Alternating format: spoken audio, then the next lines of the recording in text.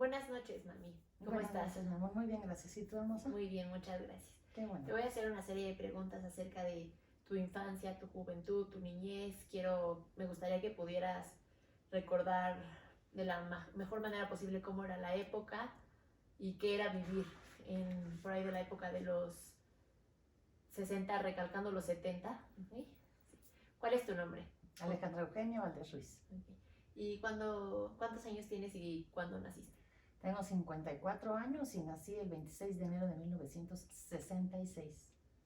Ok, perfecto, mamita. Y pues más o menos recuerdas lo que era ser, o sea, qué hacías cuando eras niña, si tenías, si, con tus hermanos, amigos, qué era lo que hacían para divertirse, qué hacían cuando eran niños para pasar el tiempo, todo eso. ¿Te refieres niños cuando íbamos en la primaria, más o menos? Sí, cuando eras niño, literal, como antes de la adolescencia. Ok. Pues bueno, soy la segunda de 4 hermanos, como tú lo sabes. Somos 2 mujeres y 2 hombres. Y a nosotros nos tocó una época maravillosa que hoy no les toca a ustedes. Una época en donde los niños jugábamos en la calle, ¿no? En donde podías salir a jugar, no sé si te suena, ¿no? Bote pateado, escondidas, patineta, bicicleta, resorte. Caminabas en las calles. Yo vivía en una zona pues muy privilegiada porque pues bueno, nos salíamos, mamá, ya nos vamos después de comer, hacías la tarea y todas las mamás estaban al pendiente de todos los niños. Si tú estabas 3 cuadras adelante, estabas jugando con un grupo de niños y eso, había el llamado de las mamás, ¿no? A cenar adentro. Y todos así como amiguitas, pues cada quien se iba para su casa, ¿no? Entonces fue una época muy, muy, muy padre porque como me hubiera encantado que ustedes lo hubieran podido vivir así, ¿no? Y pues jugamos eso, nos divertíamos mucho con juegos que hoy ya ni siquiera saben ustedes que existen, ¿no? Te puedes salir a la calle simplemente a platicar con tus amigos, a caminar.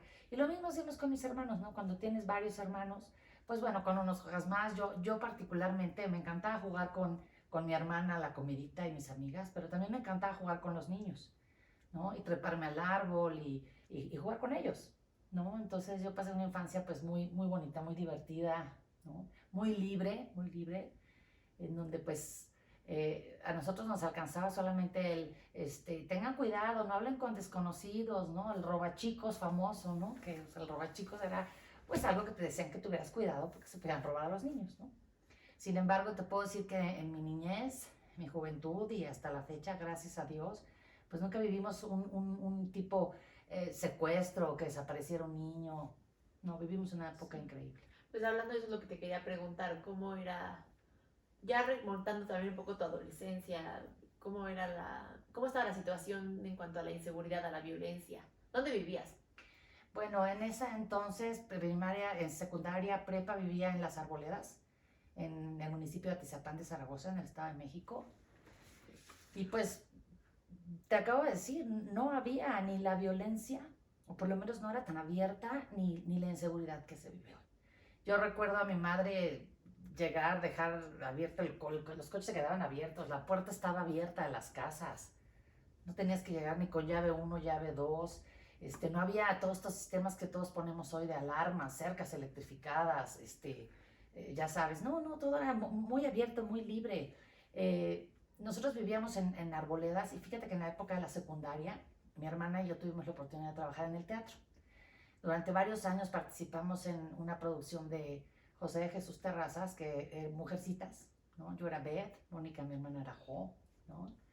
Y después estuvimos con Rogelio Guerra en El Principito y fue una época muy padre, fueron 3, 4 años muy, muy divertidos.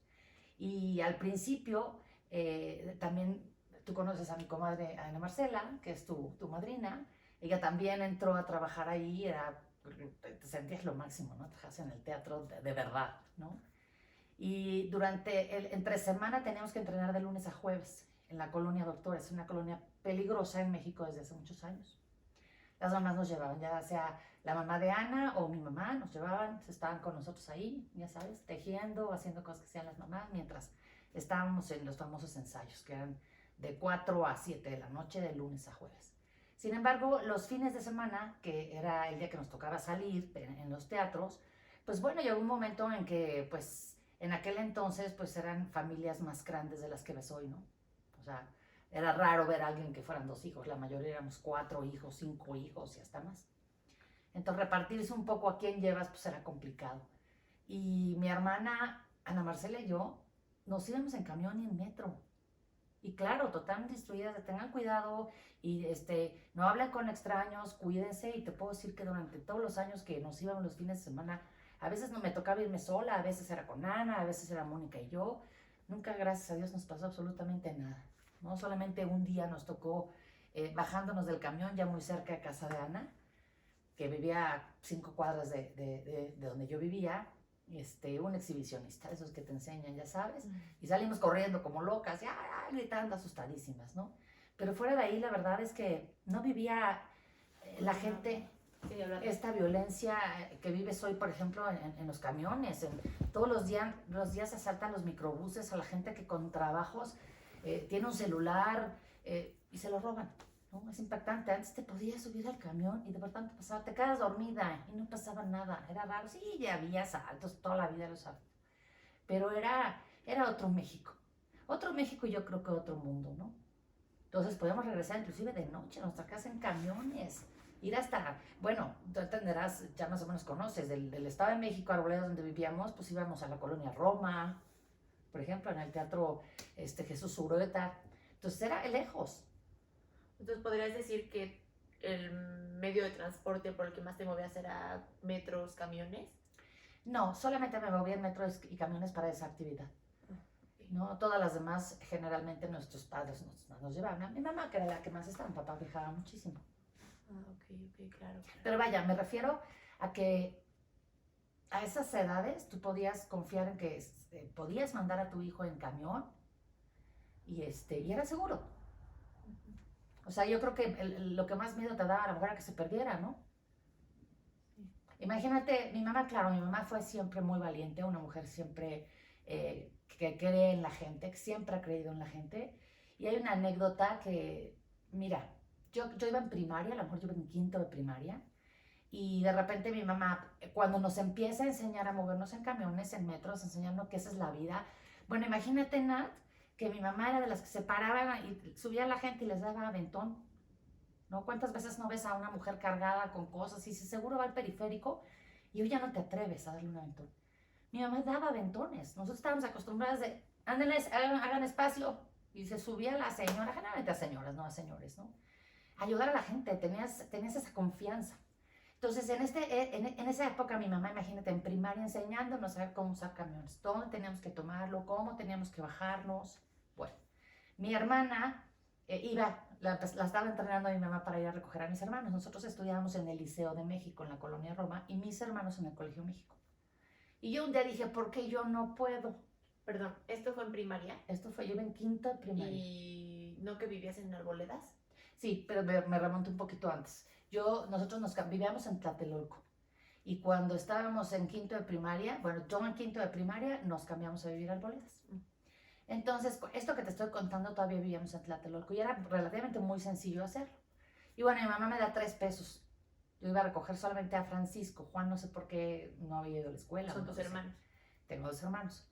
Entonces, me da mis 3 pesos, yo me subo al camión, yo sí puedo, claro que sí, me subo al camión, me quedo dormida.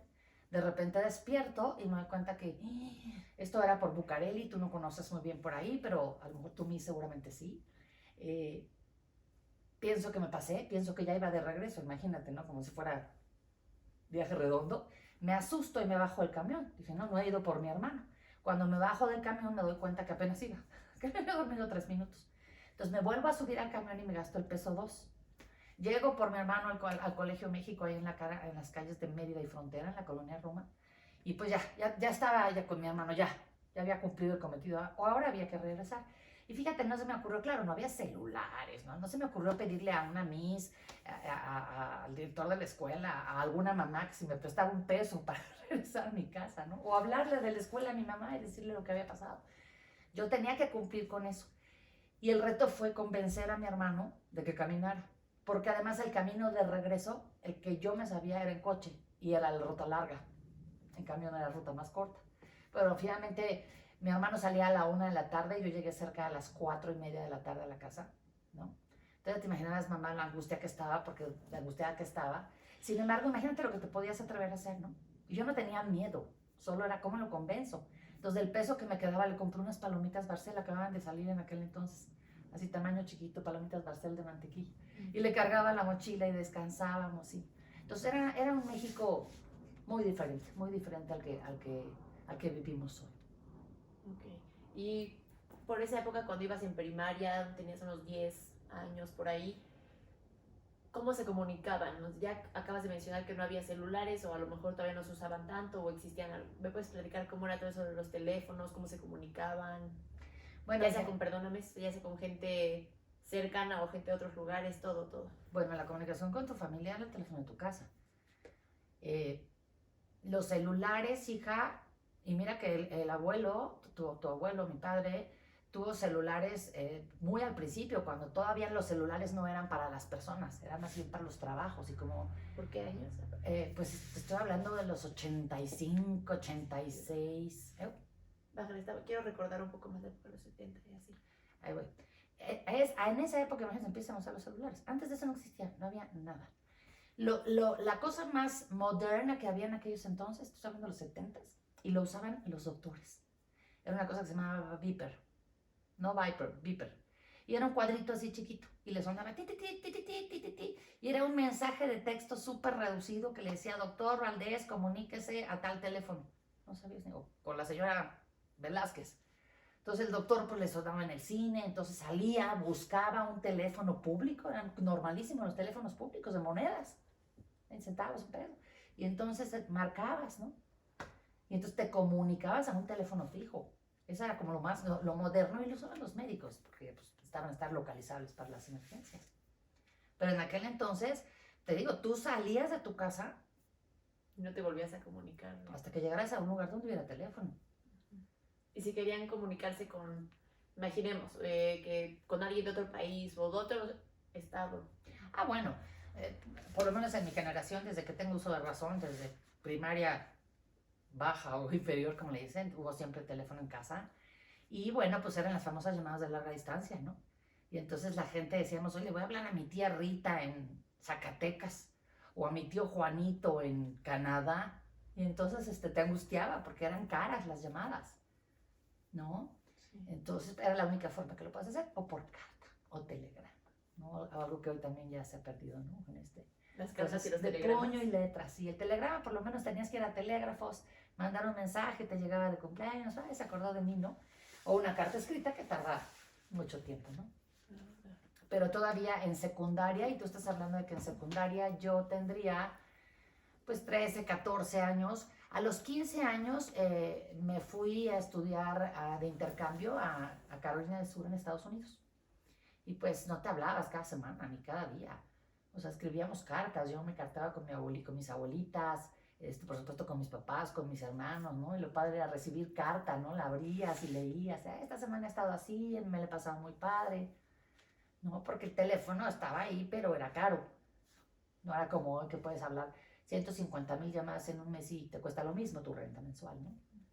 Y se acostumbraba a leer mucha, o sea, ¿cómo se informaba la gente en cuanto a noticias o libros, revistas, periódicos? Ese tipo de... Bueno, en la época que me estás preguntando, yo de pequeña, pues bueno, siempre los noticieros en la televisión, ¿no? En la televisión, que claro, a esa edad no ves noticieros, ¿no? Existe lo que existe hoy, periódicos, pero para efectos de información, cuando eres muy chico, pues la verdad es que era una bendición poder tener enciclopedias. Entonces los padres hacían un esfuerzo por comprar la enciclopedia temática, la Larousse, había, ¿no? Entonces eran 15 tomos, 11 tomos, depende de qué editorial, ¿no? Y entonces si tú querías buscar algo sobre China, ¿no? Pues te tenías que ir a buscar, no sé, en esta enciclopedia vender algo de China, ¿no? O ibas a la papelería y comprabas una, ¿cómo se llaman estas, monografías? Ay, me da una monografía de China o del ornitorrinco, porque no había como ahorita, a ver cómo es un ornitorrinco, y en menos de 30 segundos sabes dónde viven, cuál es su hábitat, de qué tamaño son, si están en peligro de extinción. No, hombre, ahí en ese momento nada más era, ¿y esos dónde estarán? Y era muy reducida la información, pero era la forma en la que nosotros podíamos tener información a través de las enciclopedias, de los libros de la SEP, por ejemplo, ¿no? Eran importantes. Aunque yo también tuve la fortuna de siempre ir a una escuela de paga, ¿no? Y en las escuelas de paga, pues de alguna manera también te dan otro tipo de libros de texto. Entonces, tienes como los dos, el de la SEP porque es obligatorio, pero eso era lo que tú tenías a la mano. Aunque cuando tú eras niña y así recuerdo que me has contado que las escuelas no de paga, las escuelas públicas, era mucho más común ir a esas escuelas, ¿no? Sí, por supuesto.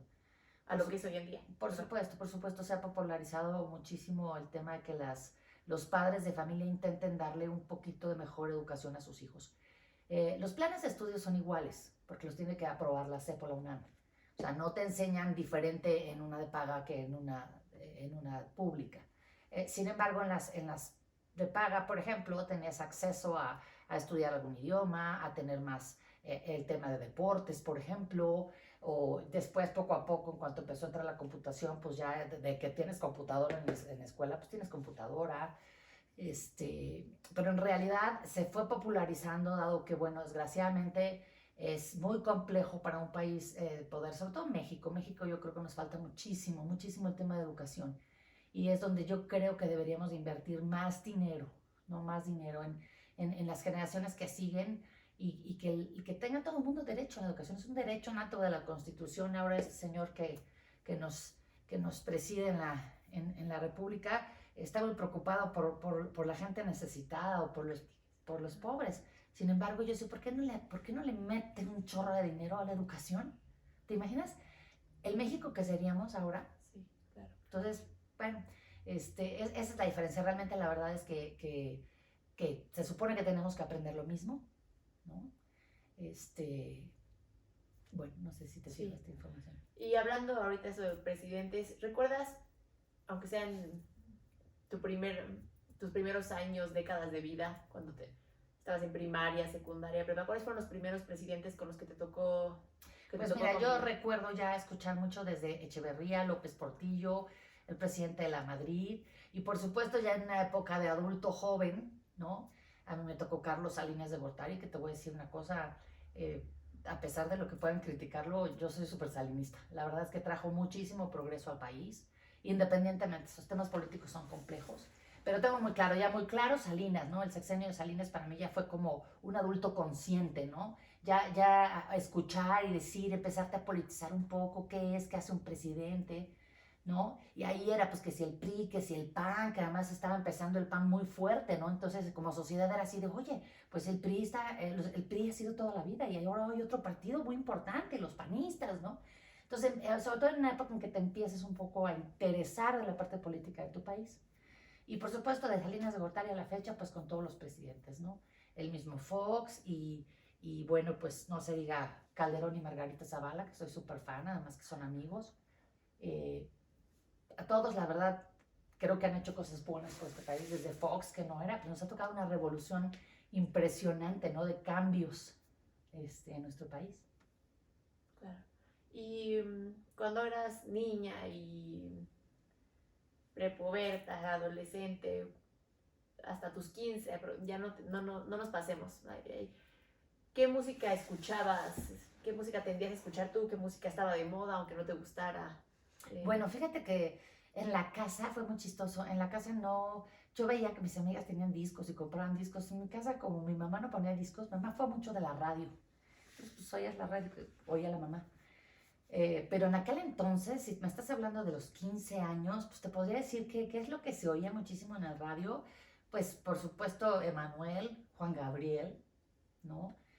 Pues todos los artistas que todavía hoy son, ya se me tocan los cables de cuando es primero, pero eran los artistas que se oían en la radio, ¿no? Básicamente, español. Si me dices estante de los 15, pues español y lo que oías en la radio, ¿no? Nos gustaba oír la música disco que empezaba a tocarte, ya empezaba la onda de la fiestita, entonces pues ya había música en inglés. Sí, aunque fueras pequeña, ¿te acostumbraste a ir a conciertos? Cuando eras pequeña se usaba ir a conciertos y así. Fíjate que, te digo, nunca fui, no soy buena para decirte eso porque nunca fuimos ni de comprar discos ni de muy fan de algún artista, pero yo no recuerdo, debe haber existido los conciertos ya, no como ahorita. Debe haber habido de repente algún concierto de Manuel. Por supuesto, en mi niñez había un tema de que no venían intérpretes extranjeros, por ejemplo, ¿no? No recuerdo bien qué año, pero cuando vino, por ejemplo, por primera vez Rod Stewart, ¿no? Yo era súper fan de Rod Stewart. Yo creo que ya iba en la universidad, no sé, no me acuerdo, ¿no? Entonces Vino no se usaba. Querétaro, pero no se usaba, y si se usaban, por ejemplo, los mexicanos, un Emanuel, por ejemplo, que es todo de mi época, pues yo nunca fui fan de los conciertos, no era algo común de vamos a ir al concierto, como hoy ustedes, que se mueren de ganas de ir a los conciertos, ¿no? Sí, claro. Y cambio de tema totalmente. Conforme fuiste creciendo, pero igual quedémonos en estos años, ¿consideras que dejemos a un lado México o el mundo, ¿verdad? Dentro de tu propia familia, ¿consideras que somos consumidores, o sea, extremos, o sea, que tendemos a consumir y comprar? Bueno, más bien que te envías, y cuando eras niña y tus papás y tus hermanos y familiares y amigos, maestros, conocidos, ¿consideras que pues ya vivías tenías un entorno consumidor? Fíjate que hasta secundaria, prepa, inclusive la carrera, por lo menos en México no había este tema tan consumado valga la expresión, de este consumismo, ¿no? Pero cuando eras niña, chica. No, mi amor, no lo había. Cuando eres niña, tu mamá bueno, al menos en mi familia, tu mamá te compraba la ropa, si no es que te la hacía la abuelita se heredaban. Y mira que hemos sido muy privilegiados, pero ahí se acostumbraba que si ya no te quedaba el pantalón porque te quedaba zancón, pues iba para el hermano que sigue, ¿no? O sea, había mucho este tema de reciclado, inclusive entre las familias, ¿no? De repente yo tengo la ropa que mi hijo dejó buenísima para tus hijos los más chicos, pero la mamá era la que iba a comprar la ropa. Tú no ibas, o sea, yo creo que en prepa es cuando mi generación por lo menos, y en mi vida personal es cuando empiezas un poquito a decir, ay, tengo ganas de unos jeans, ¿no? Unos jeans. Empieza en esa época un poquito más el tema de la marca, ¿no? Ya en la prepa ya empiezas a oír que había una marca que te gustaba y ya veías el anuncio y te jalaba la marca, ¿no? Ahí empieza desde mi punto de vista mucho este tema, ¿no? Que la publicidad, la mercadotecnia, pues han ayudado muchísimo a esto, ¿no? Y hoy somos, me dijiste familiarmente y en el mundo, pues por supuesto que somos una población extremadamente consumista. A veces dice uno, necesito, y de repente se voltea uno a ver y dice, no necesito unos jeans, tengo 3 en mi armario, ¿no? O cosas así, pero sí somos muy consumistas, ¿no? Oye, en cuanto al tema de deportes, y en cuanto al tema de deportes y pues todo eso, ¿practicabas algún deporte? Y en caso, si sí o no, ahorita me cuentas, ¿los deportes en la televisión los veías, se acostumbraba a verlos o por dónde se veían? ¿O qué deportes estaban de moda cuando eras muy niña? Bueno, yo nunca fui de ver mucho televisión. Mis hermanos sí, yo no. Sin embargo, bueno, veías por supuesto el soccer. Mi papá es súper fan de los deportes, entonces mi papá, pues por supuesto, desde que yo tengo uso de razón, fútbol americano, inclusive ve hasta el básquetbol o lo que sea, le gustan los deportes, el béisbol, por ejemplo, ¿no? Que es de los más antiguos, pero bueno, porque mi papá lo veía. Entonces en las temporadas, pues ya veías que mi papá estaba viendo la tele y ya sabías a qué equipo le iba a tu papá, pero por la tele. ¿Y nunca practicaste entonces algún deporte? ¿Practiqué? Sí. De chica practiqué varios años gimnasia olímpica, cuando vivía en Tlatelolco. Después jugué voleibol muchos años, cuando viví en Estados Unidos. Después en la carrera estuve toda la carrera en el equipo de voleibol de la universidad. Y me encantaba. Después ya cuando salí de la universidad, pues ya empiezas más al tema de ir al gimnasio, ¿no? Okay. Bueno, y de chica también íbamos todos los veranos, por ejemplo, en aquellas épocas se usaba muchísimo que hicieras un verano en lo que le llaman los clubs. Entonces la IMCA, la Y, lo que es YMCA, nosotros todos los veranos íbamos a la IMCA, ¿no? Y entonces pues llegabas ahí, te dejaba la mamá, nos dejaba todos los escuincles, llegabas a las 8 de la mañana y te recogían a las 3, 4 de la tarde. Y estabas ahí, entonces tomabas natación, depende, te escogías tus materias, ¿no? Entonces a mí que me encantaba voleibol, pues voleibol, podías hacer gimnasia olímpica, podías hacer muchas cosas, nadar básicamente, ¿no? Oye, y en cuanto al tema de los traslados, el tiempo en coche, camión, lo que sea, ¿consideras que cómo era el tráfico cuando eras pequeña, por ahí cuando, pues por ahí de los años 70, todavía cuando eras hasta un poquito más pequeña. Pues es que mira, mi amor, en los años 70, si tú estás hablando que yo nací en el 66, pues en 1970, pues tenía 4, no me acuerdo. No, pero 70, dije. Pues es que vas en primaria y cuando no manejas el sentido de las distancias, ¿no? Sí. Es como complicado.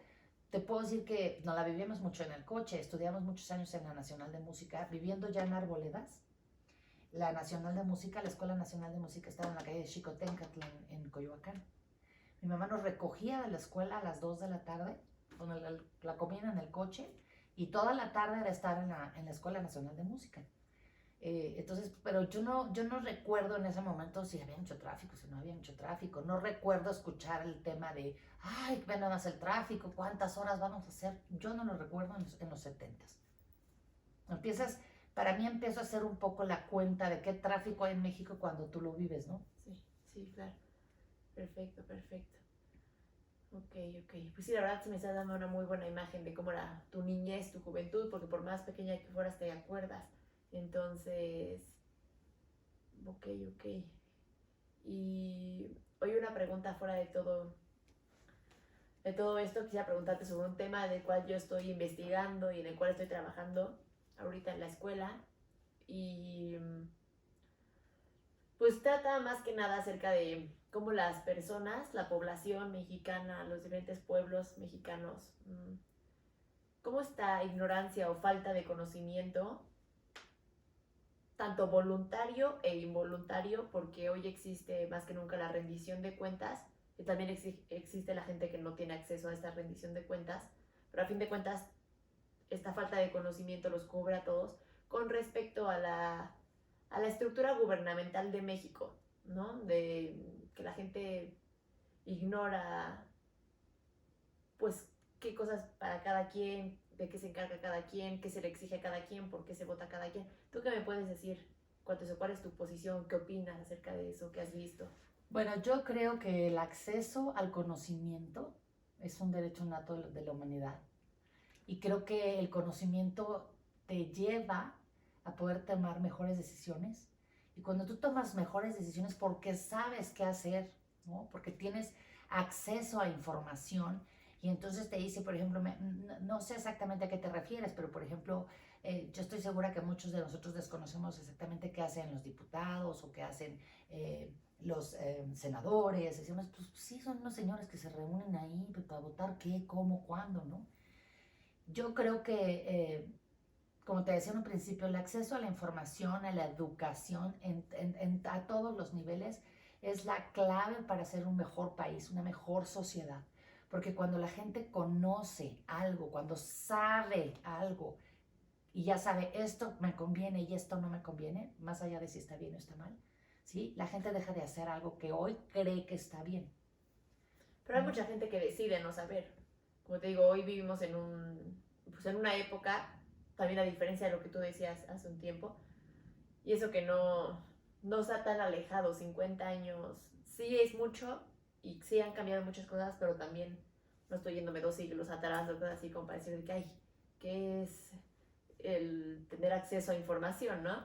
Pero hoy en día muchísima gente decide no conocer por flojera, indiferencia, inconsciencia, irresponsabilidad, lo que sea. Para mí me parece una irresponsabilidad social, porque si vas a exigirle algo a tu gobierno y a tus gobernantes y que te cumplan, pues tú también puedes, o sea, bueno, uno puede mínimo cumplir conociendo, sabiendo por quién vota, o sea.